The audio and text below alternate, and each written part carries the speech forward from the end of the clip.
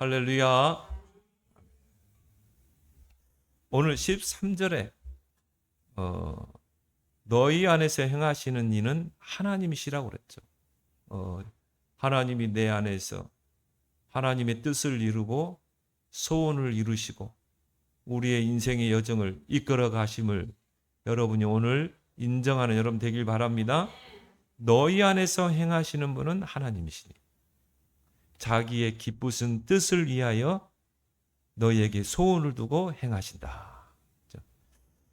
우리가 살아가는 가운데 여러 가지 문제, 사건, 그 일 속에 숨겨진 하나님의 깊은 뜻을 우리가 아는 것만큼 응답 중에 응답도 없을 것입니다. 오늘 13절에 이 말이 내가 맞다면은 하나님은 하나님의 기쁘신 그 뜻을 두고 하나님의 소원대로 행하시겠죠. 우리가 이것을 못 보면 낙심하게 돼요. 왜 나에게 이런 문제가? 왜 나에게 이런 어려움이? 낙심하게 되고 원망하게 되고 불신앙하게 됩니다. 하나님의 뜻을 찾지 못하고 내 생각, 내 경험대로 판단하고 선택하는 경우가 우리가 많죠. 그래서 욥기서 23장 13절에 욥하면 정말 의인이요 하나님과 동행하는 자라고 했지만 큰 저주 재앙을 만나게 되잖아요. 한마디로 재산을 다 잃고 또 자식들은 다 죽고 자신은 질병이 오고 그런 가운데 욥이 깨달은 게 있어요. 욥기서 23장 13절에 그는 뜻이 일정하시니 하나님의 뜻은 변치 않습니다. 하나님의 그 뜻을 일정하시니 누가 능히 돌이키랴. 하나님의 뜻을 돌이킬 수가 없는 것입니다. 그 문제 속에 사건 속에 일 속에 하나님이 기쁘신 뜻이 있는 것입니다. 깊은 계획이 있는 것입니다. 그래서 그는 뜻이 일정하시니 누가 능히 돌이키랴. 그의 마음에 하고자 하시는 것이면 그것을 행하시나니 하나님이 마음에 행하고자 작정하신 것을 반드시 행하십니다. 그게 문제 속에 사건 속에 어려운 환경 속에 있다 할지라도 하나님은 그 정하신 것을 반드시 행하신 즉 내가 작정하신 것을 이루실 것이라. 그런즉 내게 작정하신 것을 이루실 것이라. 그런 일이 그에게 많이 있느니라. 그래서 20세기 위대한 설교자 조지 트루엣은 이런 말을 했어요. 인간이 가질 수 있는 가장 위대한 지식은 하나님의 뜻을 아는 것이다. 가장 위대한 지식. 하나님의 뜻이 뭘까? 그걸 아는 것이며 인간이 행할 수 있는 가장 위대한 업적은 하나님의 뜻을 행하는 것이다. 하나님의 뜻을 찾아서 그 하나님의 뜻대로 행하는 것이다. 그래서 요한일서 5장 14절에 하나님의 뜻대로 무엇이든 구하면 내가 들으십니다. 문제 속에 사건 속에 일 속에 하나님의 뜻을 찾아야 되는 것입니다. 그 뜻을 찾아서 기도하면 어떻게 해요? 들으십니다. 하나님이 응답하신다. 그래서 에베소 5장 17절에 어리석은 자가 되지 말고 오직 주의 뜻이 무엇인가 이해하라. 어리석은 자, 그런 문제 사건 앞에서 낙심하고 원망하고 불신앙하는 자, 이 어리석은 자죠. 분명히 하나님 그 문제를 통해 하나님이 하고자 하시는 그 뜻이 있는데 그 문제를 통해 하나님이 일하시는데 그걸 보지 못하면 어떻게 해요? 낙심하고 원망하고 불신앙하고. 제가 현장에 전도하다 보니까 그런 사람 많아요. 그리고 교회 떠난 사람 많아요. 자기는 교회 오면 만사 형통할 줄 아는데요. 더 어렵대. 자기 기도에 응답이 안 됐대. 교회 떠났대. 낙심자. 하나님의 뜻을 찾지 못한 어리석은 자. 하나님께서 오직 주의 뜻이 무엇인가 이해하라. 왜 하나님께서 나에게 이런 문제를 주셨을까? 왜 하나님이 나의 인생의 길에 이런 어려움을 주실까? 여기 하나님의 뜻이 뭘까? 그걸 여러분이 이해하는 여러분 되길 바랍니다. 그러려면요, 첫 번째 기억할 게 뭡니까? 하나님은 모든 것에 목적을 가지고 계신다는 것이죠. 하나님에게는요, 우연이라는 게 없어요. 하나님은 반드시 모든 것에 목적을 가지고 계십니다. 그래서 오늘 13절에 있잖아요. 하나님은 자기의 기쁘신 뜻을 위하여 소원을 두고 행하신다. 그 말은 뭡니까? 분명한 목적이 있다 이 말이에요. 나에게 이런 문제를 주고 어려움을 주고 나에게 이런 사건이 일어나고 여기에는 하나님의 분명한 목적이 있다는 것입니다. 그 목적을 두고 하나님이 소원을 두고 행하시는 것입니다. 하나님에게는 우연이라는 게 없어요. 하나님에게는 필연과 절대만 있습니다. 필요해서 주시는 거지. 그걸 통해 하나님의 절대 계획을 이루는 거죠. 때로는 우리에게 문제를 주세요. 하나님이 영광 받으시기 원합니다. 여러분이 문제 막 말로 표현할 수 있는 문제 어려움이 하세요. 근데 내가 불신앙하지 않고 하나님 이런 문제를 주신 것 감사합니다. 하나님 이 문제를 통해 하나님이 이루고자 하는 하나님의 뜻이 있음을 믿습니다. 그래서 기도하고 하나님을 높이고 그러면 하나님이 영광을 받으시죠. 그런 문제를 통해 하나님은 여러분을 통해 영광을 받으시기 원하십니다. 그게 하나님 뜻이에요. 욥에게 말할 수 없는 그런 문제를 줬어요. 그걸 통해 하나님이 사단에게 자랑하잖아요. 야, 너 욥 봤어? 그와 같이 하나님을 경외하고 입술로 범죄하지 않는 그 욥을 봤냐 이 말이야. 하나님이 욥을 통해서 영광을 받으시잖아요. 근데 그 기쁘신 하나님의 뜻을 모르면 우리가 어떻게 돼요? 원망하게 돼요. 그 현실의 문제만 보고 왜 하나님 나에게 이런 문제를 주세요? 광야길 가는 이스라엘 백성처럼 멀리 보지 못하고 그냥 현실의 문제만 보고 거기 하나님의 기쁘신 뜻과 하나님의 소원과 목적이 있는데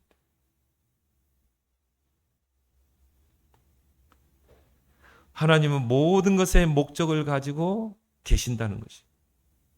그래서 하나님의 뜻이란 말은 뭐죠? 하나님의 의도, 하나님의 의중 그러죠. 하나님이 의도하시고자 하시는 하나님의 의중이 그 문제 속에 있다니까요. 내가 처한 환경, 그 상황을 통해서 무엇인가를 알게 하시려는 그것, 무엇인가를 깨닫게 하시려는 그것, 그것이 바로 하나님 뜻이라 이 말이에요. 그 동방의 큰 자요, 하나님과 동행하는 그 욥에게 큰 자라는 말은 뭐죠? 아마 큰 그릇이요. 믿음도 크고 하나님의 축복도 크게 받은 그 욥. 말할 수 없는 그런 막 재앙이 들이닥치잖아요. 근데 그걸 통해서 하나님께서 뭔가를 알리시려고 하는 게 있고요. 뭔가를 깨닫게 하시려는 게 있거든요. 근데 그거를 모르면 어떻게 돼요? 원망하게 되죠. 하나님은 왜 이렇게 축복해놓고 나를 이렇게 저주를 줍니까? 왜 나를 이런 어려움 줍니까? 아니, 그렇게 해서 교회 떠난 사람 많다니까요. 한번 가서 물어보세요. 교회 다니셨어요? 옛날에 권사, 옛날에 집사. 그러면 지금 왜 그러면 교회 안 다니냐 이 말이에요.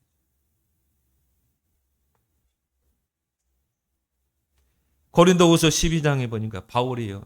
육체의 가시가 있어요. 바울은 그거를 사단의 가시라고. 그걸 놓고요. 말할 수 없는 하나님 앞에 금식 기도를 한 거예요. 3번 진짜 생명 건 기도를 한 거예요. 근데 우리는 그러잖아요. 당장 내 몸이 아프니까. 우리 사모님 여기가 부어가지고요. 당장 아프. 하나님 이거 빨리 치유해 주세요. 하나님 이 육체의 가시 빼주세요. 하나님 내 질병 고쳐주세요. 내가 질병이 없어 건강해야 내가 마음껏 전도하고 내가 선교할 거 아닙니까? 저 로마까지 가야 되는데 서바나 땅끝까지 가야 되는데 나에게 건강을 주셔야죠. 하나님이 안 줬어. 또 기도해 막 금식하면서 40일 작정 기도하고 하나님 건강 줘야 내가 주의 일 할 거 아닙니까? 바울이 깨달은 거예요. 그렇죠? 하나님이 그 문제 질병을 통해서 뭔가 알리고자 하시는 거. 뭔가 깨닫게 하시려고 하는 그거. 그게 하나님 뜻이라니. 바울이 깨닫죠. 바울아, 너의 그 약함이 곧 강함이다. 나의 능력이 너의 약한 데서 온전하게 돼. 이 마음의 음성을 들은 것입니다. 내가 하나님의 일을 너무 크게 하다 보니까 교만할 수 있고 자만할 수 있다. 그래서 육체의 가시를 주세요. 낮추고 낮추는 것입니다. 바울의 그 서신서를 보면요, 자기를 철저하게 낮춥니다. 나는 사도 중에서 제일 작은 자다. 만삭되어 나지 못한 자마도 못하다. 얼마나 자기를 낮춥니까? 그런 사람을 하나님 쓰시기 때문에 하나님 고쳐주지 않았어요. 평생 질병을 안고 살았어요. 바울이. 우리는요, 당장 내가 기도했는데 병이 안 고쳐지면 낙심하잖아요. 기도해도 안 되네. 기도도 안 해버려요. 막 낙심해가지고 방콕하고 있고요. 빌립보 4장에 보니까요, 내가 풍부에도 처하고 비천에도 처하고 가난에도 처하고 거기에서 일체의 비결을 배웠다. 우리는 그죠? 막 풍부하면요, 하나님이 내 기도에 응답하셨어. 막 경제적으로 쪼달리고 어렵고 막 빚지고 하면요, 왜 하나님은 응답하지 않아? 낙심하고 그러잖아요. 바울은 거기서 일체의 비결을 배웠다. 내게 능력 주시는 자 안에서 내가 모든 것을 할 수 있느니라. 이게 바울의 현주소가 된 것입니다. 하나님의 뜻, 하나님의 의주. 에베소 1장 11절에 모든 일을 그의 뜻의 결정대로 일하시는 하나님의 계획을 따라 우리가 예정을 이뤘다. 모든 일을 하나님의 뜻의 결정대로 결정하시고 하나님이 진행해 가시는 것입니다. 요셉을 이끌어 가실 때 노예로 막 감옥으로 끌고 가잖아요, 하나님이. 근데 이미 하나님이 언약을 줬어요. 보여줬어요, 꿈을 통해서. 해와 달과 별이 요셉 앞에 전하고 형들의 뱉단이 요셉 앞에 전하는 세계 복음화의 원대한 그 꿈을 보여줬어요. 그리고 끌고 가는 것입니다. 형들에 의해서 팔려가고 노예로 보디발의 집에 노예로 팔려가고 감옥에 갇히고. 근데 요셉은 알았어요. 그건 하나님의 뜻의 결정대로 이끌어 가시는 거다. 조금도 흔들리지 않았어요. 나 요셉의 그 인생의 여정을 창세기 기록되어 있잖아요. 조금도 염려하고 근심하고 낙심하고 그런 구절이 안 나와. 딱 이거는 있어요. 여호와께서 요셉과 함께하니 그가 형통한 자가 돼요. 하나님 먼저 그 뜻의 결정을 우리에게 알리십니다. 다윗도 마찬가지죠. 사무엘상 16장 13절에 언약을 사무엘 선지자를 통해 주시고 여호와 신에 크게 감동되고, 그리고 다윗에게 얼마나 어려움을 당했습니까? 막 사울이 악신이 들려가지고 다윗을 몇 번 죽이려고 했거든요. 그런데 다윗은 흔들리지 않았어요. 왜? 하나님의 뜻의 결정에 따라 하나님이 모든 일을 진행하신다는 걸 알았기 때문에. 마태복음 6장에 제자들이 예수님에게, 예수님, 우리에게 기도를 가르쳐 주세요. 그때 예수님이 제자들에게 기도를 가르쳐 주십니다. 그걸 보고 우리가 주기도문이라고. 성경 앞에 보면 주기도문 나오죠. 주님이 가르쳐 주신 기도라. 이거 잘 활용해서 기도해 보세요. 거기에 뭐라 나왔습니까? 뜻이 하늘에서 이루어진 것 같이 이 땅에서도 이루어지겠죠. 그러면 어떻게 해야 돼요? 하늘의 뜻을 알아야 되겠죠. 하늘의 뜻을 알아야 그 뜻을 가지고 내가 이 땅에 살 거 아닙니까? 그걸 놓고 기도하라는 거예요. 하늘의 뜻이 나를 통해 이루어지게 해달라고 기도하라는 거예요. 그러면 여러분의 현실에 문제가 있고 어려움이 있고 위기를 만나고 뭐 남편이 속썩이고 자식이 속썩이고 막 내 몸에 질병이 있고 여러 가지 상황을 만나게 되잖아요. 근데 거기에 하늘의 뜻이 있는 거라. 그 하늘의 뜻이 뭡니까? 그게 우리의 기도가 돼야지. 왜 하나님이 이런 문제를 주세요? 왜 이런 문제를 나에게 주십니까? 왜 우리 남편을 통해 나에게 이런 문제를 주고 왜 나에게 경제적인 어려움을 주십니까? 그 현실만 보고 거기에 하늘의 뜻이 있는데, 뜻이 하늘에서 이루어진 것 같아요. 땅에서도 이루어지리이다. 이게 여러분의 기도 되길 바랍니다. 바울은 골로새 1장 9절에서 신령한 지혜와 총명을 주사 하나님의 뜻을 아는 것을 채우게 하시고, 하나님, 하늘의 뜻을 알 수 있도록 나에게 지혜와 총명을 주시옵소서. 그걸로 기도하길 바랍니다. 그 문제와 사건 일 속에 하나님의 깊은 뜻과 의도를 아는 그 지혜와 총명을 달라는 기도. 그래야지 우리가 그 문제 앞에 낙심할 필요 없다 이 말. 다니엘서 1장에 보니까 느부갓네살 왕이 느보 평지에다가 자신의 신상을 세웠어요. 자신의 우상을 세운 것입니다. 어마어마한 우상을 세웠어요. 나팔 소리가 빵 울리면 전 백성들은 그 신상을 향해서 절하라는 거예요. 딱 세 사람이 안 했어요. 누굽니까? 사드락과 메삭과 아벤느고. 안 했어요. 그러니까 왕이 불렀죠. 왜 안 하냐? 왕이요. 우리는 하나님 섬기는 자인데 왜 우상 앞에 절합니까? 그럼 너 풀무불에 집어넣을 텐데. 왕이요. 왕의 손에서 우리를 건져낼 것입니다. 하나님. 저 풀무불, 뜨거운 풀무불에서 하나님이 우리를 건져낼 것입니다. 더 기가 막힌 이야기겠죠. 그리 아니하실지라도, 저 뜨거운 풀무불에 들어가 타 죽는다 할지라도 우리는 저 우상 앞에 절할 수 없어요. 뜻을 알았기 때문에 들어간다는 거죠. 그걸 누가 말고. 그러니까 막 풀무불을 배나 더 7배나 더 뜨겁게 해가지고 사드락과 메삭과 아벤느고를 그 풀무불에 집어넣는데 타 죽었습니까? 하나님이 천사를 통해서요, 머리털 하나 옷깃 하나 사가지 않도록 보호하자. 왕이 보고 깜짝 놀란 거야. 거기서 하나님을 인정하잖아요. 오늘부터 한 달 동안 왕의 이름 외에 다른 신의 이름으로 기도하면 저 굶주린 사자굴 속에 집어넣겠다. 왕이 도장을 찍었어요. 전국에 배포한 것입니다. 왕명이죠. 딱 한 사람만 거기에 반대를 했어요. 다니엘이죠.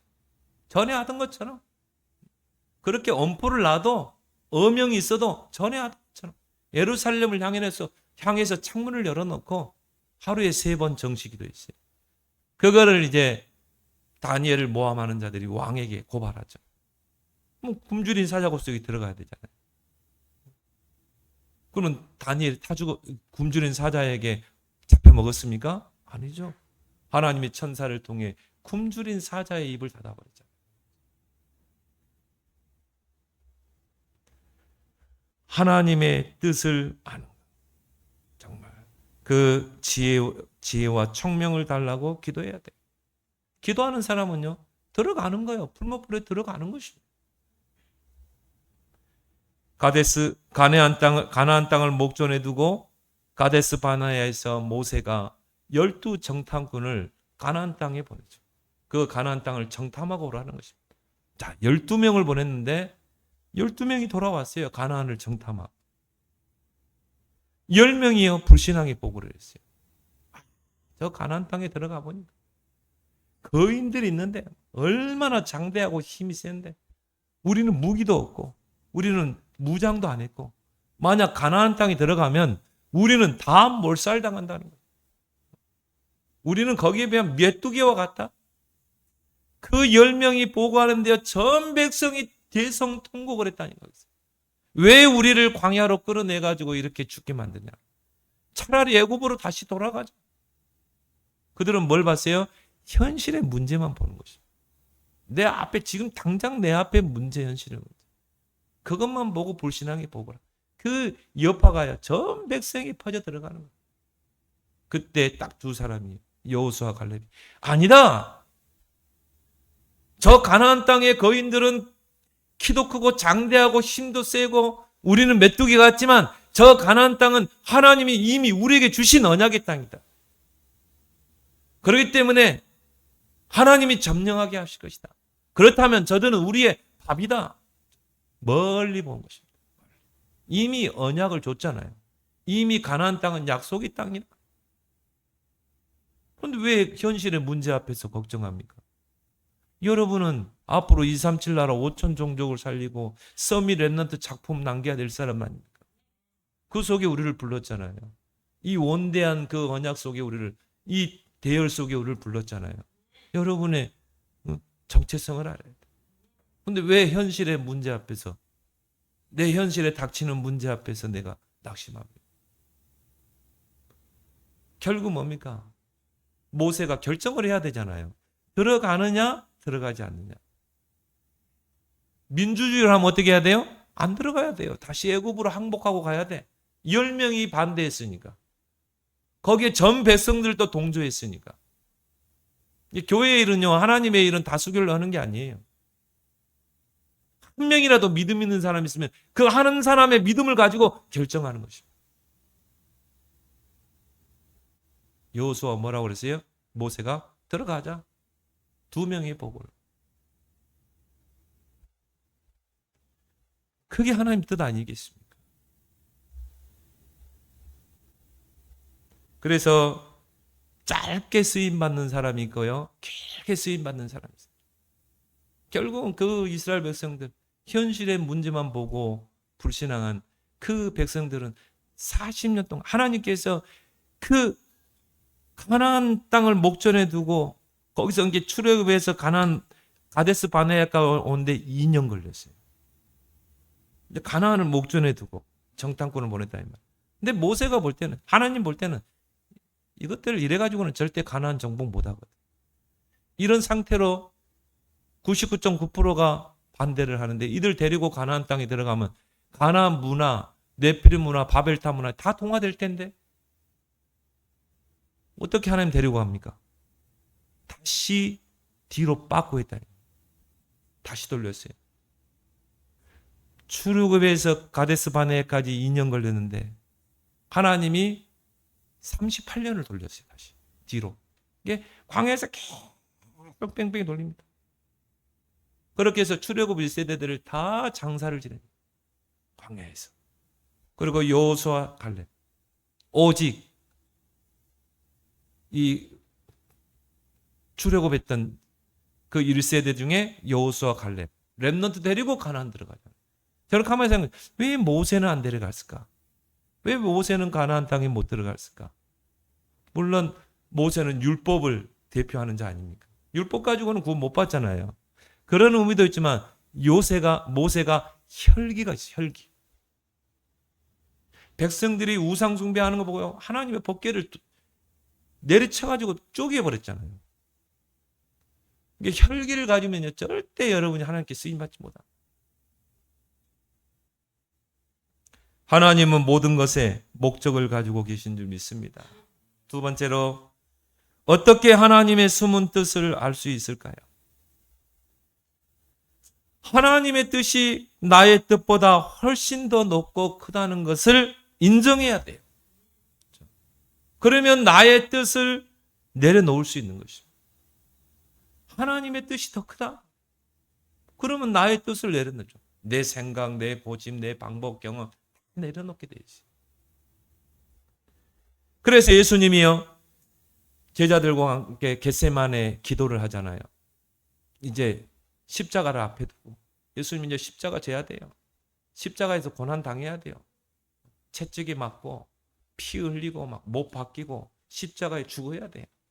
그걸 앞두고 예수님이, 그래도 예수님은 육신의 몸을 입고 오신 하나님이잖아요. 그런데 육신을 몸을 입었기 때문에 연약해요. 예수님도 좀 두려웠나 봐요. 육신을 입으셨으니까. 여러분 진짜 내일 죽는다고 그러면 어떻게 했어요? 너 내일 죽을 거야. 두렵지 않을 사람 없죠? 예수님도 두려웠던 거예요. 제자들과 함께 겟세마네 동산에서 기도하십니다.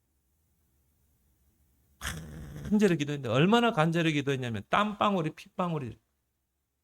의학적으로 의사가 그런 이야기 하더라고요. 사람이 너무 막 두려움과 공포 막 이게 하면요 이게 땀방울이 핏방울로 바뀐대요. 예수님이 그렇게 기도를 했어요. 그러면서 예수님이 어떤 기도한 줄 아세요? 내 아버지여 만일 할만하시거든 이 잔을 내게서 지나가게 하옵소서. 이 잔을 내게서 지나가게 하옵소서. 그러나 나의 원대로 마옵시고 아버지의 원대로 아버지의 뜻대로 하옵소서. 그게 예수님의 기도라. 그렇게 간절히 기도하고 보니까 제자들이 다 자고 있어. 예수님 뭐라고 그럽니까? 너희가 한시도 나와 함께 깨어서 기도할 수 없느냐? 마귀에게 시험 들지 않도록 기도해라. 그리고 또 예수님이 또 간절히 두 번째 기도하시죠. 간절히 기도하면서요. 예수님이 이런 기도하죠. 내 아버지여, 만일 내가 마시지 않고는 이 잔이 내게서 지나갈 수 없거든 아버지의 원대로 되기로나요.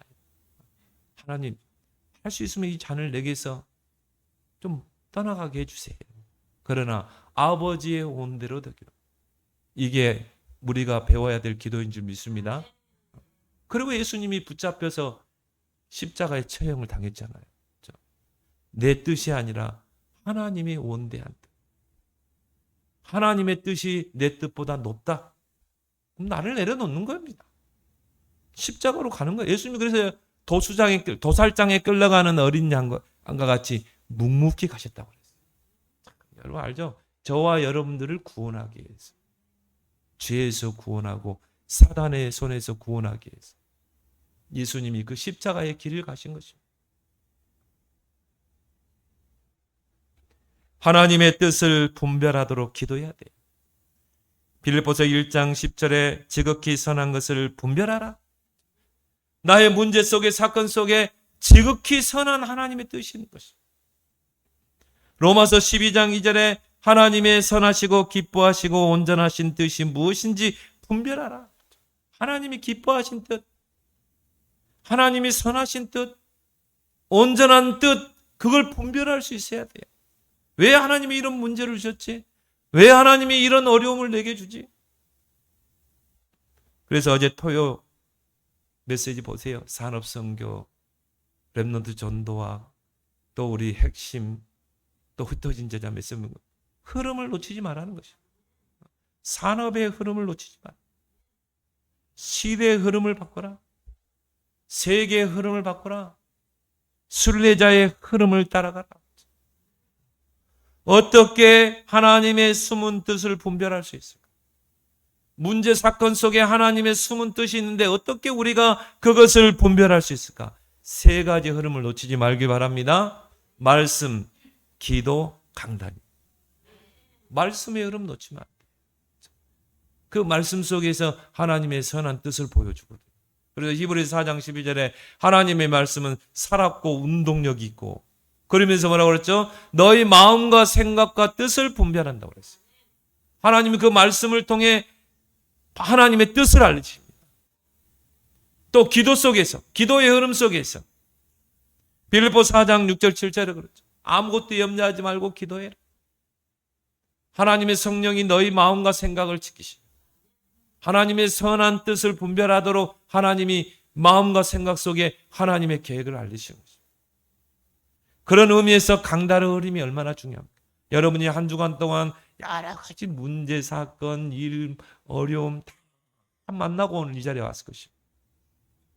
그러면요, 이 자리는 어떤 자리입니까? 이 문제 속에, 사건 속에, 일 속에 하나님의 뜻이 뭘까? 이걸 찾는 게 예배예요. 이걸 분별하는 게 강단이라 이 말이에요. 그래서 여러분이 일주일 동안 예배를 놓고 기도하고 교회를 놓고 기도하고 목사님을 놓고 기도하고 강단을 놓고 기도. 여러분이 기도했다면, 기도하고 오늘 이 자리에 참여했다면 반드시 그 문제 속의 사건 속에 환경 속에 하나님의 선하신 지극히 선한 뜻을 아마 알릴걸요? 분명히 알리게 돼 있어요. 아모스 3장 7절에 하나님은 주의 종 선지자에게 말씀을 주지 않고는 결코 행하심이 없느니라. 주의 종의 마음을 움직이겠죠. 생각을 움직이겠죠. 입술을 움직이겠죠. 근데 그 뜻을 찾았어, 강단을 통해. 이 자체가 응답이라 이 말이에요. 그게 이제 마가복음 11장 24. 너희가 기도하고 구한 것은 받은 줄로 믿으라. 그래야 하면 그대로 되리라. 그런 의미에서 강단 속에 모든 응답과 축복이 다 있는 것이죠. 이 흐름을 따라가는 것이 성령 인도 중에 성령 인도예요. 이 흐름을 따라가는 것이 응답 중에 응답인 줄 믿습니다. 그렇다면 세 번째, 24 기도의 절대망대를 만들어. 내가 24 하나님과 소통할 수 있는 24 문제 사건 속에 하나님의 뜻과 계획과 의도와 의중을 깨달을 수 있는 24 기도의 절대망대를 만들어. 여러분이 평상시에 24 기도를 누리는 사람은요, 문제, 사건, 일을 만나게 되면 바로 하나님의 뜻을 바로 깨닫게 돼요. 왜? 평상시에 24의 축복을 얻게 돼요. 새 청년이 그랬고 다니엘도 그렇고. 그래서 이삭 같은 경우는요, 한 해 농사 100년의 축복을 받았어요. 샘 근원의 축복을 받았습니다. 기도하고 땅 파면 막 샘이 솟아났어요. 우리나라에서 기름이 솟아나는 것과 똑같아요. 창대케 되고 거부가 되고 노복이 심하고 종들 일꾼들이 많았다. 르호봇 경제의 축복을 받고. 왜 그런 축복을 받았습니까? 이삭은 24 묵상의 힘이 있었어요. 이삭하면 뭡니까? 묵상이죠. 하나님의 말씀을 묵상. 요셉은 하는 일마다 형통했어요. 24 임마누엘의 힘이 있었어요. 다윗은 뭡니까? 24 집중의 힘이 있었어요. 그 고난과 어려움들을 다 축복으로 바꿔버리죠. 초대교회는 뭡니까? 전 교인들이 언약을 붙잡고 더불어 마음을 같이하여 오로지 기도에 힘씁니다. 전혀 기도에 힘씁니다. 5만 번의 기도 응답을 받은 그 인물이 바로 조지 물러죠. 5만 번의 기도 응답이라는 책도 있습니다. 거기에 보면 5만 번 대단하잖아요. 아니 5만 번의 기도 응답을 받았다니까요. 근데 그 조지 물러가 5만 번의 기도 응답을 받았는데 거기 보니까요, 문제 속에서 하나님의 뜻을 아는 6가지 단계가 있어요. 그러니까 여러분 참조하길 바랍니다. 조지 뮬러가 삶 속에 체험했기 6가지 단계. 첫 번째 단계 뭡니까? 어떤 문제를 만났을 때 나의 의사가 개입되지 않도록 노력하라. 나의 생각, 내 경험, 방법 이게 개입되지 않도록. 그리고 마음을 비우려고 노력해라. 나를 내려놓고 뭡니까? 하나님의 계획이 뭘까? 두 번째 단계, 결과에 대하여 나의 감정이나 이상을 개입시키지 않도록 노력하라. 왜 하나님이 이런 문제를 줍니까? 우리는 원망하고 낙심하고 불신앙하고 이 감정이나 이상이 개입되지 않도록. 왜? 거기에 하나님의 선하신 계획이 있기 때문에. 세 번째 단계, 성령께서 나를 인도하시고자 하는 방향을 깨달으려고 노력합니다. 분명히 우리 안에서 행하시는 분은 누구예요? 하나님이시잖아요. 성령이시잖아요. 그래서 성령께서 나를 인도하시고 계신다. 그 방향을 깨달으려고 노력하라. 그러면 성령께 질문해야 되겠죠. 성령님, 이 문제 속에 하나님 계획이 뭡니까? 하나님의 뜻이 뭡니까? 네 번째 단계, 종종 처한 상황과 말씀과 성령이 서로 연결되어 하나님의 뜻을 밝혀준다는 사실을 인정하라. 나의 처한 상황, 거기에 말씀과 성령, 이게 연결되는 것입니다. 그래서 우리가 말씀을 놓치지 않는 거예요. 강단을 놓치지 않는 것입니다. 하나님의 말씀에서 하나님의 음성을 듣는 것입니다. 다섯 번째 단계, 기도하는 가운데 하나님의 뜻을 보여주기를 간구하라. 하나님, 이 문제 속에 하나님의 계획이 뭡니까? 계속 기도하는 것입니다. 24개. 저는 무슨 문제와 어려움이 딱 닥치면요, SOS 기도라고 제 나름대로 붙였어요. 비상기도다. 다른 기도 안 씁니다. 요 하나 가지고 집중 기도합니다. 24시 기도. 왜? 하나님의 계획을 깨달아야 돼. 하나님의 뜻을 깨달아야 돼. 기도하는 가운데 하나님의 뜻을 보여주세요. 그걸 간구하라. 여섯 번째 단계, 하나님께로 향한 기도로 소통하고 하나님의 말씀과 묵상 뒤에 심사숙고하여 다다르게 된 결론에 따라 행하라. 내가 하나님께 계속 기도로 소통하면서 하나님의 말씀, 그거를 계속 묵상하는 가운데 하나님의 음성을 들어. 그리고 거기서 딱 이제 내 마음속에 확신 가운데 오는 게 있어요. 그 결론에 따라 행하라. 이때 내 마음에 평안이 따르게 된다. 하나님이 그 문제를 통해 하나님의 계획을 찾았을 때 오는 게 평안인 것입니다. 내가 너에게 평안을 주노. 곧 나의 평안을 너에게 주노. 내가 너에게 주는 평안은 세상에서 주는 것이 아니다. 너희는 마음에 두려워하지 말고 근심하라. 하나님이 하시겠다는 그 사인이 평안입니다. 그 평안이 따르면, 마음의 평안이 따르면 두세 번 더 기도한 다음에 진행하라. 더 확신 있게 기도해야 되겠죠. 이게 진짜 하나님이 주신 평안인지. 그래서 빌립보서 4장 7절에 그리스도의 선에서 너희 마음과 생각을 지키시라. 여러분 나름대로 조지 뮬러가 5만 번 기도응답, 문제 속에 어려움 속에, 조지 뮬러가 뭡니까? 고아의 아버지 아닙니까? 조지 뮬러가요 원래요 예수 믿지 않을 때 불황자였습니다. 사람들 쥐어 패고 돈 뺏고 사기치고 이런 사람이었어요. 알코올 중독자예요. 이 사람이 어느 날 성령을 통해서 하나님 만나 완전히 변화됐죠. 그래서 나는 이제 고아들을 키우겠다. 평생 고아원을 짓고요. 그 고아 아이들을 평생 보호하고 이 하나님의 사람으로 키운 사람. 그러면 이 고아원은 뭡니까? 기부를 받아가지고 애들을 먹여 살려야 되잖아요. 근데 그때 막 2차 대전 때 얼마나 어렵습니까? 이 기부가 안 들어오는 거예요. 애들을 먹여야 되는데 우유가 없는 것입니다. 이 조지 뮬러가요. 하나님 앞에 기도한 거예요. 하나님, 이 고아들이 오늘 우유가 없으면 다 굶어 죽습니다. 하나님은 우유를 줘야 되지 않아요? 이제 기도한대요. 밖에서 뭐 꽝 소리가 나는 거 있죠. 나가보니까 우유를 가득 실은 차가 커브길을 돌다가 그냥 넘어져 버린 거예요. 그러니까 이 운전수가요. 그 우유를 어떻게 폐기 처분해야 되잖아요. 그러니까 보니까 고아원이 있는 거라. 그러니까 고아원에 기부를 했어요.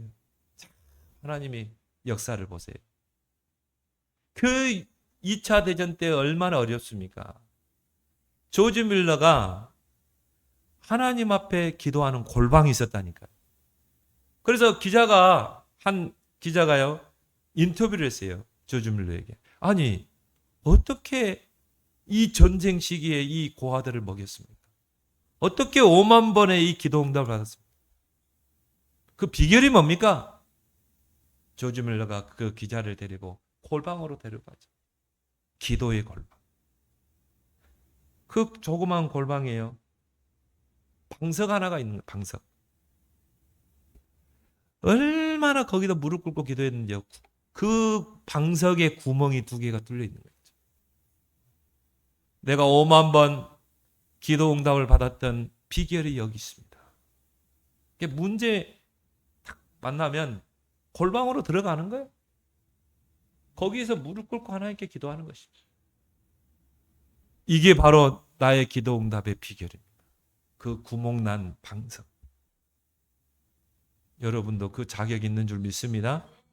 하나님은 진짜 응답은 문제 속에 사건 속에 숨겨놨어요. 그 문제 속에 사건 속에 하나님의 귀한 뜻이 있는 것입니다. 그래서 오늘 13절의 말씀처럼 너희 안에서 행하시는 이는 하나님이십니다. 자기의 기쁜 뜻을 위하여 너희에게 소원을 두고 행하시나니. 하나님에게는 우연이라는 게 없습니다. 하나님은 문제, 사건, 환경을 통해 자신이 의도하신 그 계획을 이루어 가시는 거예요. 빌립보서 1장 6절 그리스도 예수의 날까지 이루어 가신다고 그랬잖아요. 요한일서 2장 17절 이 세상도 그 종력도 지나가되 오직 하나님의 뜻을 행하는 자는 영원히 가네. 여러분이 문제 속에 사건 속에 일 속에 하나님의 뜻을 딱 잡고 기도하고 그 속에서 응답을 딱 찾아내고 숨은 보화 찾아내는 거죠. 딱 찾아내면 그 사람 하나님이 영원히 쓰시는 것입니다. 그게 24, 25 영혼인 것입니다. 24 기도 속에서 문제를 만나고 위기를 만나면 거기서 25 하나님의 나라를 찾아내요. 그 사람은 하나님이 어떻게 해요? 오직 하나님의 뜻을 행하는 자는 영원히 가. 하나님이 길게 쓰시는 거예요. 그런 사람 되기를 예수 그리스도로 축원합니다. 하나님 아버지 은혜를 고맙고 감사합니다. 우리 속에서 행하시는 분은 하나님이시오. 하나님은 자기의 기쁘신 뜻을 두고 자기 소원을 두고 모든 것을 행하심을 믿습니다. 당장 현실의 그 문제 앞에서 낙심하지 않게 하시고 하나님은 모든 것에 목적을 가지고 계시고 또 하나님의 숨은 뜻이 그 문제 속에 사건 속에 현실 속에 있음을 알게 하시고 말씀과 기도와 강달의 흐름 속에서 하나님의 지극히 선한 그 뜻을 분별하여 그 속에서 하나님의 계획을 찾고 기도하여 응답을 누리는 증인들이 다 되게 하여 주옵소서. 예수 그리스도 이름으로 기도드리옵나이다. 아멘.